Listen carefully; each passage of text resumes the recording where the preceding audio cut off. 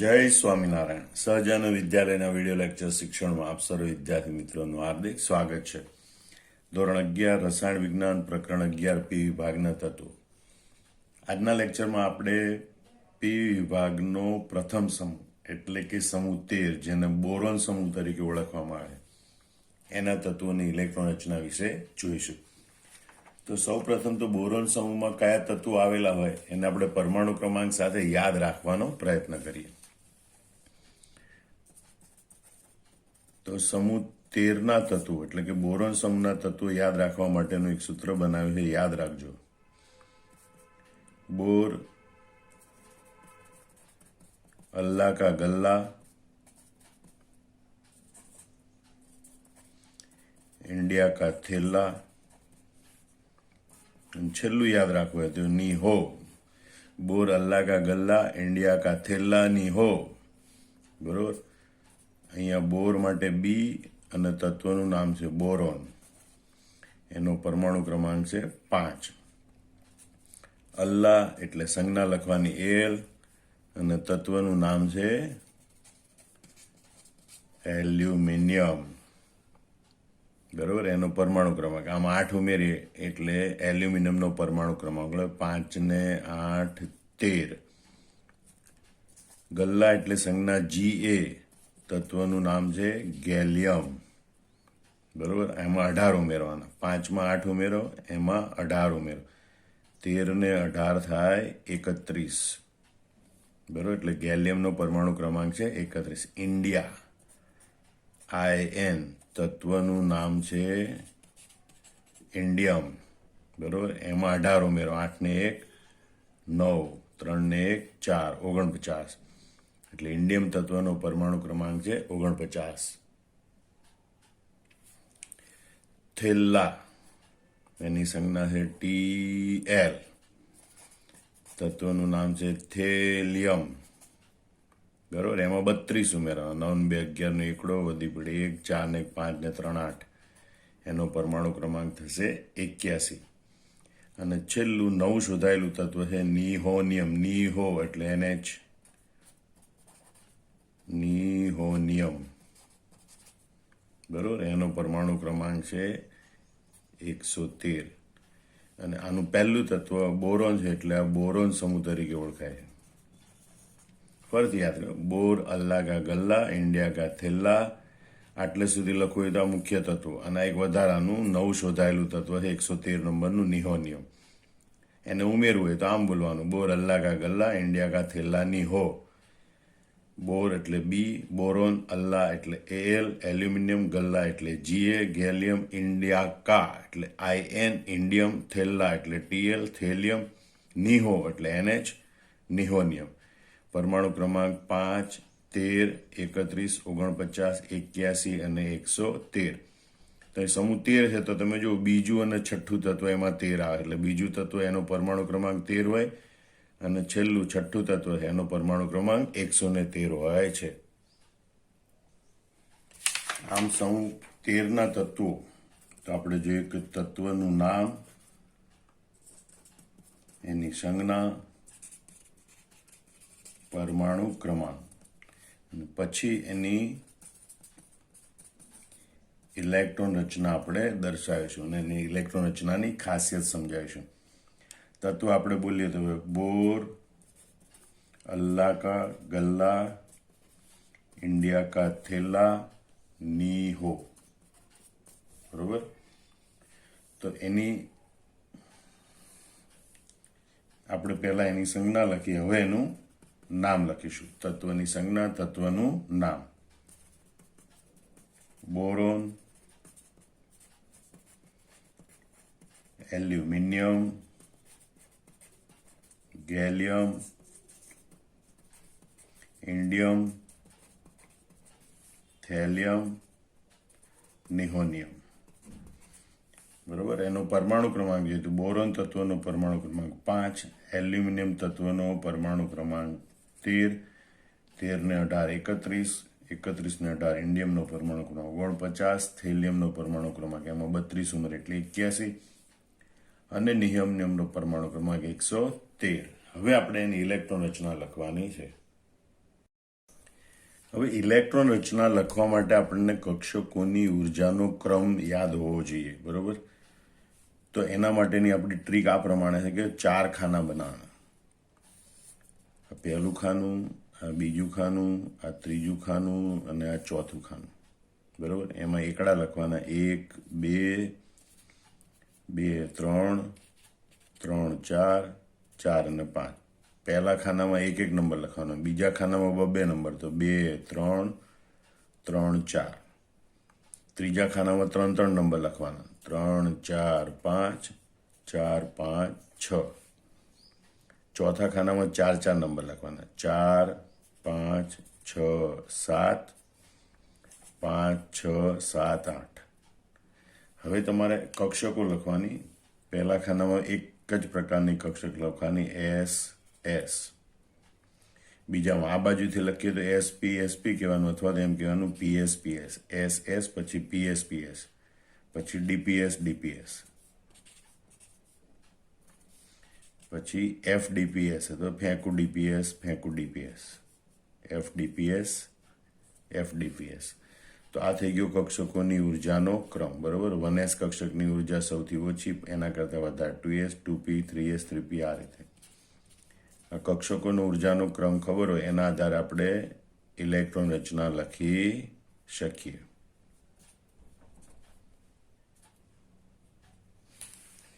તો સૌથી પહેલા માનો કે આપણે બોરોનની ઇલેક્ટ્રોન રચના લખવાની છે.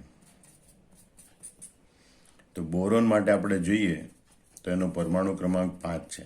એનો મતલબ કે એની ટોટલ ઇલેક્ટ્રોનની સંખ્યા 5 છે. 5 ઇલેક્ટ્રોન ગોઠવવાના.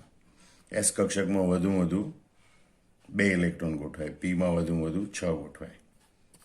તો 1s કક્ષકમાં 2 ઇલેક્ટ્રોન ગોઠવાય, બાકી વધે 3. એ પૈકી 2s કક્ષકમાં 2 ગોઠવાય અને હવે વધે 2p કક્ષકમાં ગોઠવાય. એટલે એની ઇલેક્ટ્રોન રચના લખી શકાય 1s2 2s2 2p1. અથવા નિષ્ક્રિય વાયુ, ઉમદા વાયુની ઇલેક્ટ્રોન રચના સુધી લખીએ તો હિલિયમ કમ્પ્લીટ 2s2 2p1, બરોબર? હવે એને બદલે આપણે એલ્યુમિનિયમની ઇલેક્ટ્રોન રચના લખીએ તો એલ્યુમિનિયમનો પરમાણુ ક્રમાંક 13 છે, બરોબર? તો એ પ્રમાણે લખીએ તો 1s2 2s2 2p6, 10 ઇલેક્ટ્રોન થઈ ગયા. 1s2 2s2 2p6. હવે 3s2 12 ઇલેક્ટ્રોન થઈ ગયા. 1 ઇલેક્ટ્રોન વધ્યો એ 3p કક્ષકમાં ગોઠવાય એટલે 3p1. 1s2 2s2 2p6 3s2 3p1, બરોબર? અહીંયા 2p6 આવે, પી કક્ષક પૂરી થાય ત્યાં સુધીમાં નિયોનની ઇલેક્ટ્રોન રચના આવે એટલે એલ્યુમિનિયમની ઇલેક્ટ્રોન નામ પણ લખી શકાય, નિયોન કમ્પ્લીટ 3s2 3p1, બરોબર? ત્યાર પછી આપણે માનો કે ગેલિયમની ઇલેક્ટ્રોન રચના લખવી છે. તો ગેલિયમનો પરમાણુ ક્રમાંક 31, તો 31 સુધી ઇલેક્ટ્રોન ભરવા પડે. તો 2 ને 2 4 ને 6 10 ને 2 12 ને 6 18 ને 2 20, 20 ને 10 30, 30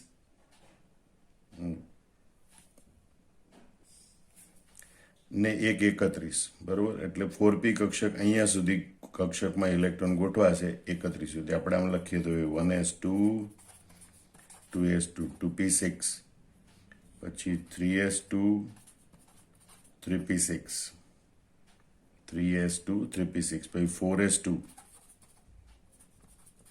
3d10 અને 4p1, બરોબર? એટલે આ રીતે ઇલેક્ટ્રોન રચના લખાય. તો અહીંયા સુધી આર્ગોન 18 સુધી આર્ગોનની ઇલેક્ટ્રોન રચના છે એટલે આર્ગોન કમ્પ્લીટ. બીજું, હવે જ્યારે કક્ષકોમાં ઇલેક્ટ્રોન ગોઠવાઈ જાય ત્યાર પછી 3D કક્ષકની ઉર્જા ઓછી થાય એટલે એના ઇલેક્ટ્રોન ગોઠવતી વખતે આવી રીતે લખાય, પણ ગોઠવાઈ ગયા પછી 3D કક્ષકની ઉર્જા ઓછી થાય એટલે એના ઇલેક્ટ્રોન પહેલા લખાય એટલે 3d10, બરોબર? 4s2 4p1. એટલે 3d10 અહીંયા વચ્ચે પણ લખી શકાય એટલે એની ઇલેક્ટ્રોન રચના 1s2 2s2 2p6 3s2 3p6 3d10 4s2 4p1.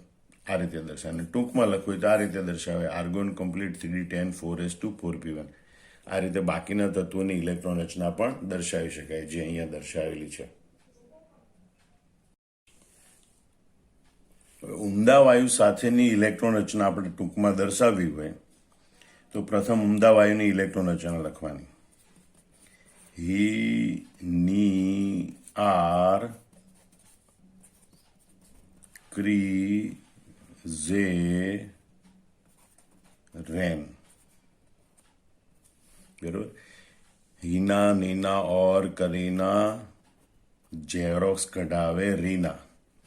हीना नीना और करीना जेरोक्स कઢાવે રીના, અથવા હી ની આર ક્રીઝેરેન. આ રીતે ઉમદા વાયુ યાદ રાખવાના: helium, neon, argon, krypton, xenon, radon. હવે તમારે જે લખવાનું છે, પહેલામાં લખવાનું એસપી, પછી લખવાનું ડીએસપી, પછી લખવાનું ફેંકું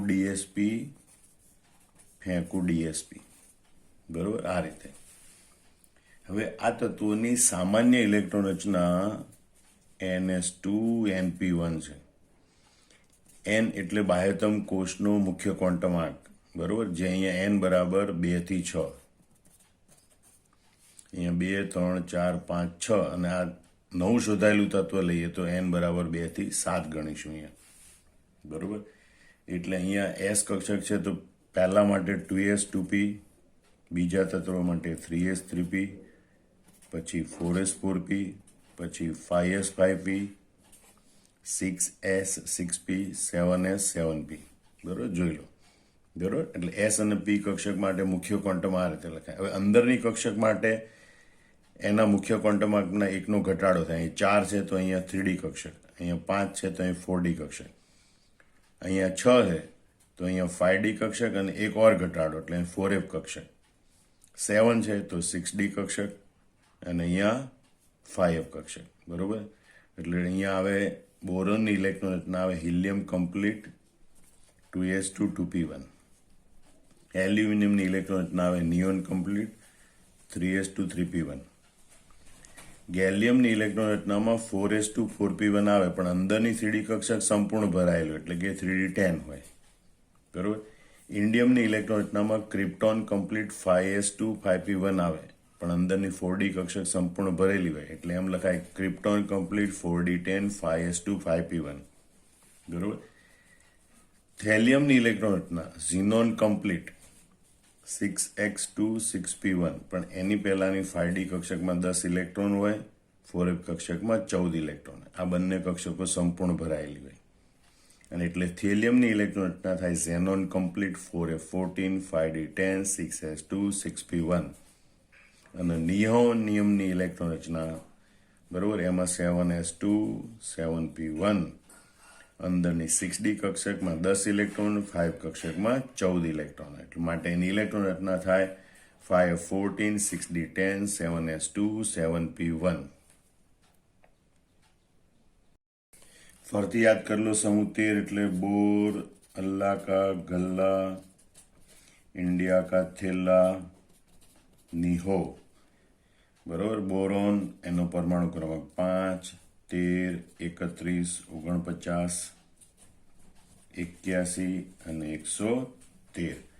હવે એની ઇલેક્ટ્રોન રચના પહેલા ઉમદા વાયુની ઇલેક્ટ્રોન રચના કમ્પ્લીટ કરવી પડે, બરોબર. हीना नीना और करीना ની જેરોક્સ રીના, બરોબર, એટલે કે રેડોન. हीना नीना और करीना ની xerox radon. Helium, neon, argon, krypton, xenon, radon. અને પછી ફરીથી તમારે શું લખવાનું છે? એસપી, ડીએસપી, ફેંકું ડીએસપી. સામાન્ય ઇલેક્ટ્રોનના NS2NP1 એટલે અહીંયા લખવાનું 2s2 2p1,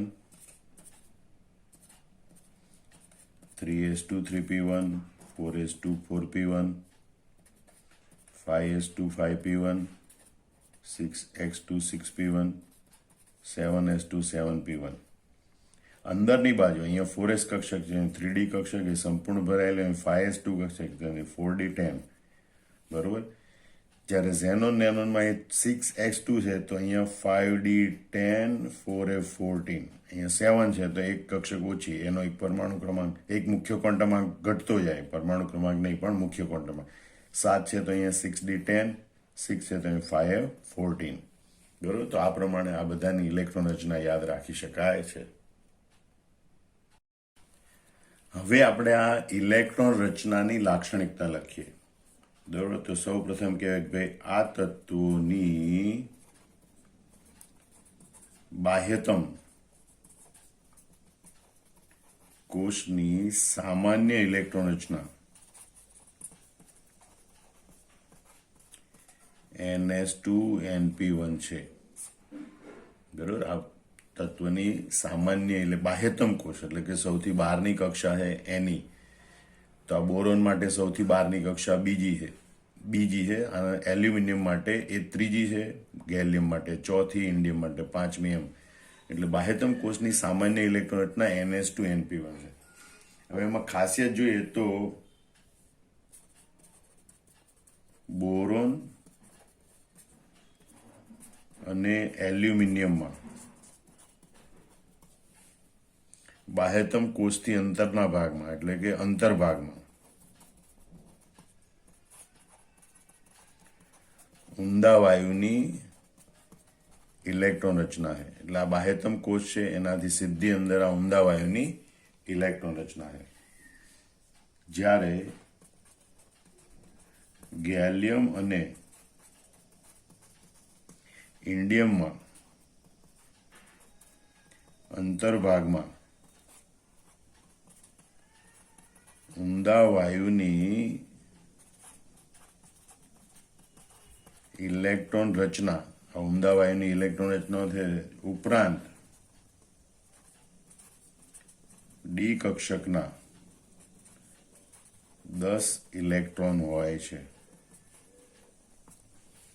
એટલે આ બે ગેલિયમ અને ઇન્ડિયમની ખાસિયત છે કે ઊંડા વાયુની ઇલેક્ટ્રોન રચના હોય ઉપરાંત એમાં ડી કક્ષકમાં 3d10 4d10 ડી કક્ષકના 10 ઇલેક્ટ્રોન હોય છે. બરોબર, જ્યારે થેલિયમ અને નિહોનિયમમાં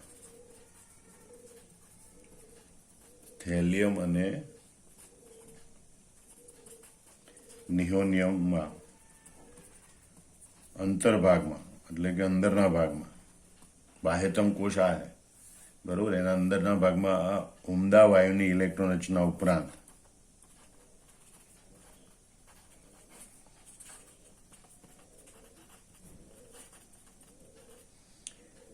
F કક્ષકના 14 ઇલેક્ટ્રોન અને ડી કક્ષકના 10 ઇલેક્ટ્રોન હોય છે. F કક્ષકના 14 ઇલેક્ટ્રોન અને ડી કક્ષકના 10 ઇલેક્ટ્રોન હોય છે. આમ સમૂહ 13ના તત્વો છે એ તત્વોમાં ઇલેક્ટ્રોન રચનામાં વિવિધતા જોવા મળે છે કે ભાઈ અહીંયા ઊંડા વાયુ પછી સીધી બાહ્યતમ કોષની ઇલેક્ટ્રોન રચના છે. અહીંયા ઊંડા વાયુ પછી ડી કક્ષકના 10 ઇલેક્ટ્રોન છે, પછી બાહ્યતમ કોષની ઇલેક્ટ્રોન રચના પ્રાપ્ત થાય.